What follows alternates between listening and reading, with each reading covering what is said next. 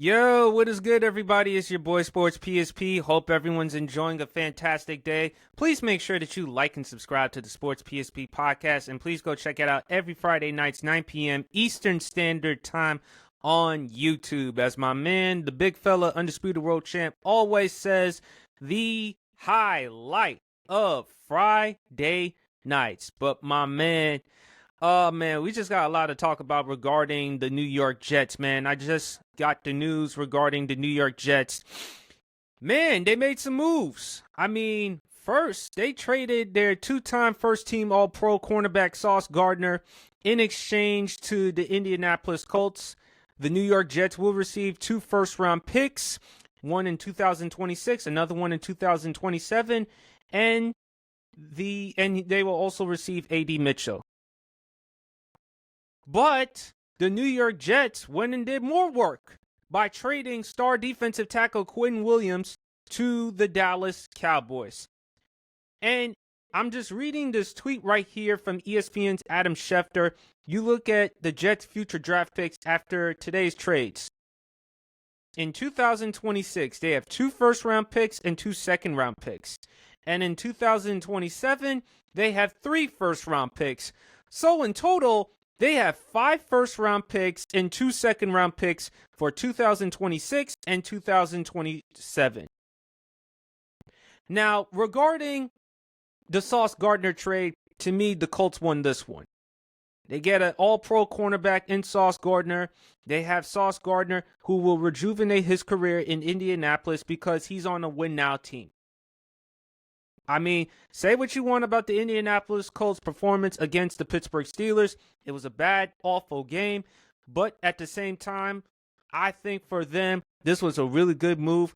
They're one of the top teams in the AFC. Shane Steichen is my candidate for Coach of the Year. Daniel Jones having a hell of a season. Jonathan Taylor leading the NFL in rushing yards and TDs and deserving to be in the conversation for the league MVP.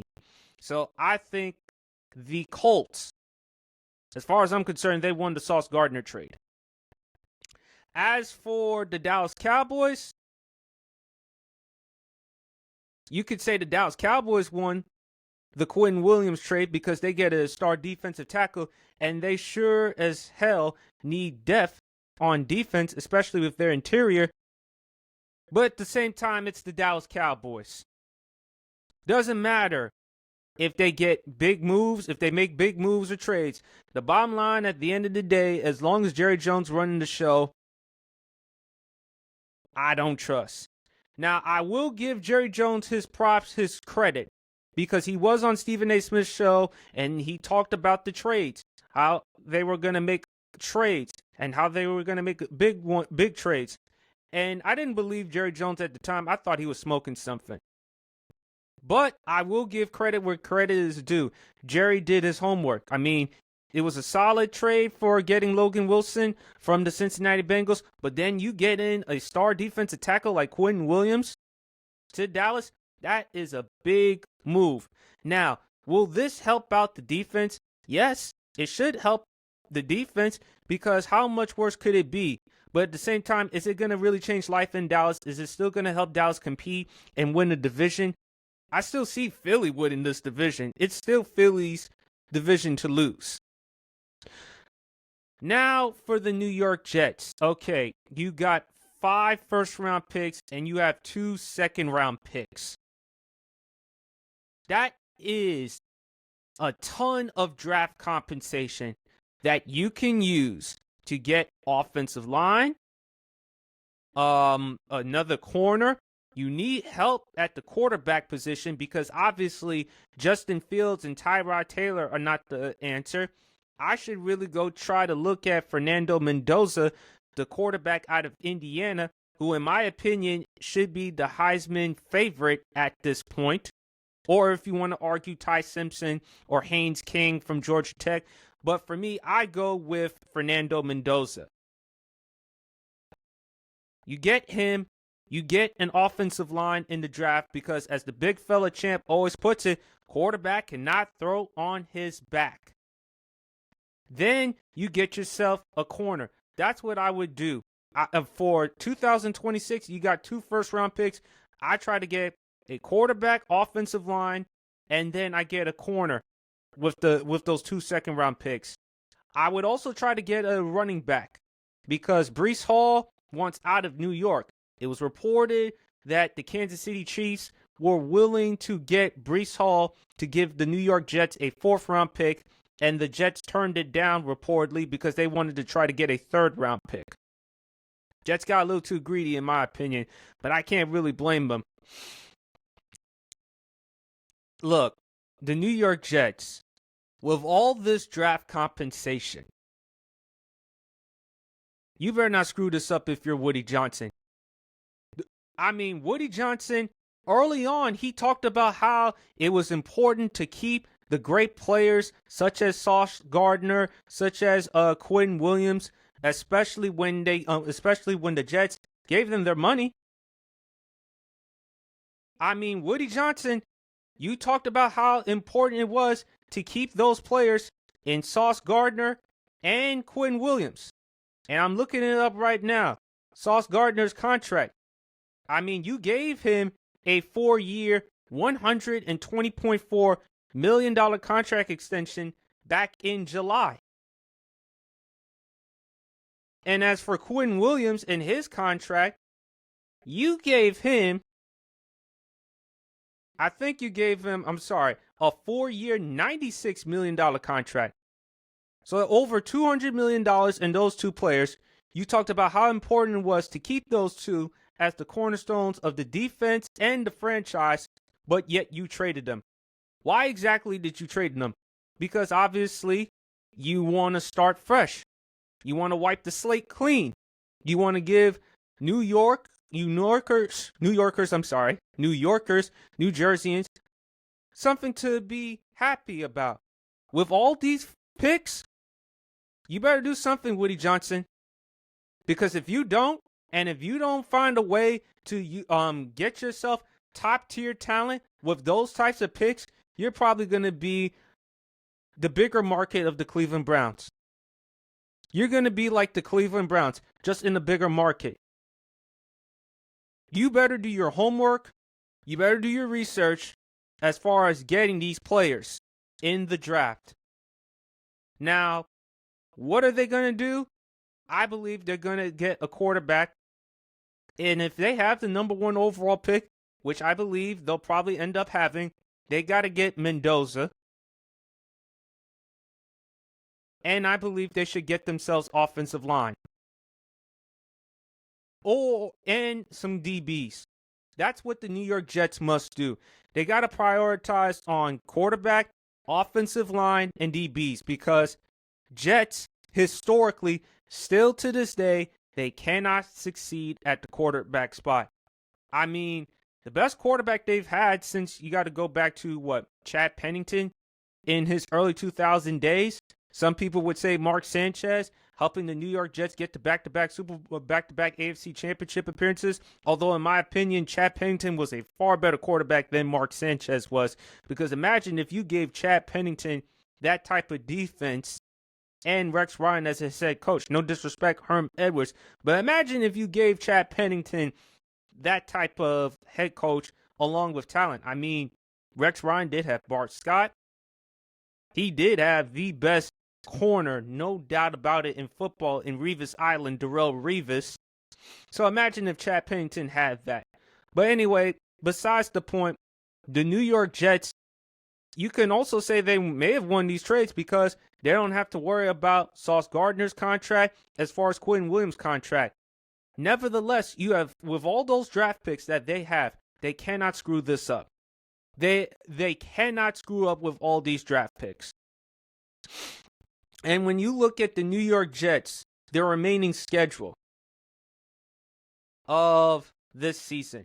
Remember, because in 2021, they did have a chance to tank the rest of the season and try to get their hands on Trevor Lawrence with the number 1 overall pick. Now let's look at the New York Jets' remaining schedule in 2025. They have a home game against Cleveland. Who knows? They might win against Cleveland because Dylan Gabriel at quarterback. I don't know. And at some point in time, whether you believe him or not, we got to see Shedeur Sanders play at some point. Then Thursday night football against New England Patriots at Boston. New England's winning that one. Then they go on the road to Baltimore. Interesting. But Lamar Jackson is now back. Baltimore starting to get it together. So we'll see. Then they have a home game against the Atlanta Falcons. I still believe Atlanta should win that game. But at the same time, Atlanta can be inconsistent because we did see them lose to the Carolina Panthers 30-0. And let's not forget the Miami Dolphins. I believe 34-10. Then they go on the road to Jacksonville. They go on the road against New Orleans Saints. They have a home game against New England.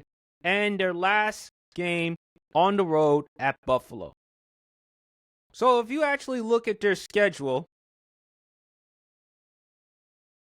they may be 4-13 or 5-12.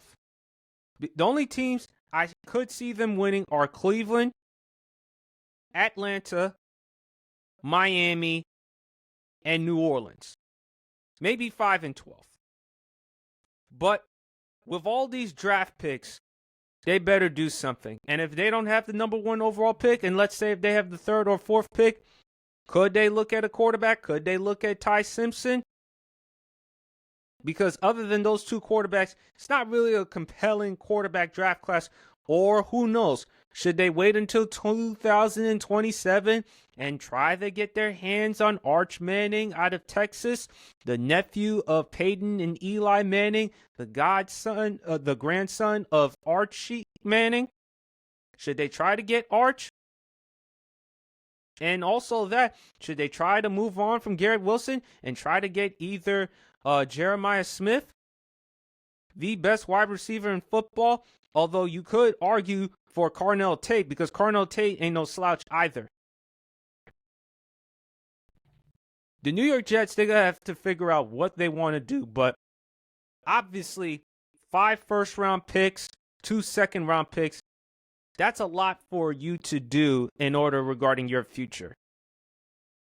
You just hope for Jets fans' sake they don't screw it up. Because if they do, they're just going to be the bigger market of the Cleveland Browns. Because Cleveland, they had all these draft picks back in the 2010s. And look what happened. They sabotaged it, and still to this day, they're where they are right now. So the New York Jets, you better figure out what you want to do regarding your franchise. But 5 first-round picks, 2 second-round picks. Hey, like I said, I think Indy won the Sauce Gardner trade because they're trying to compete right now. Getting a guy like Sauce Gardner, hey, no problem. They're trying to win, and winning solves all. If this is their way of trying to compete by getting one of the top cornerbacks in the NFL, so be it. As far as with the Dallas Cowboys, yes, a big trade in Quinn Williams, but at the same time, this is the Dallas Cowboys. Even with one player on that team, it's still not going to be enough to overcompensate or overcome their defense and Matt Eberflus and, of course, Jerry Jones. Jerry Jones, say whatever you want. He's made some excellent moves in the draft. He's made some good trades, of course. Amari Cooper back in 2018, finally giving Dak Prescott a number 1 target after moving on from Dez Bryant. But still in all, Cowboys will always do cowboy things. It's in their DNA. That's just the bottom line. But anyway, please leave your thoughts in the comment section below. Who do you think won the trades between the Jets and the Colts regarding Sauce Gardner, the Jets and the Cowboys regarding Quinn Williams? Are the Colts, can they compete for a Super Bowl? How will Dallas improve with Quinn Williams on their roster?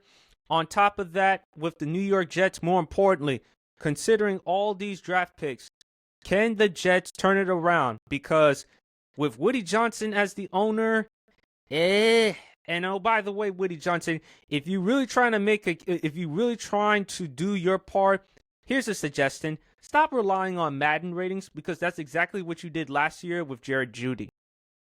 Of all the things that you did, Madden ratings was your way to evaluate talent. Ugh. But anyway, please leave your comments in the comment section below. I am your boy Sports PSP. Enjoy the rest of your day and peace.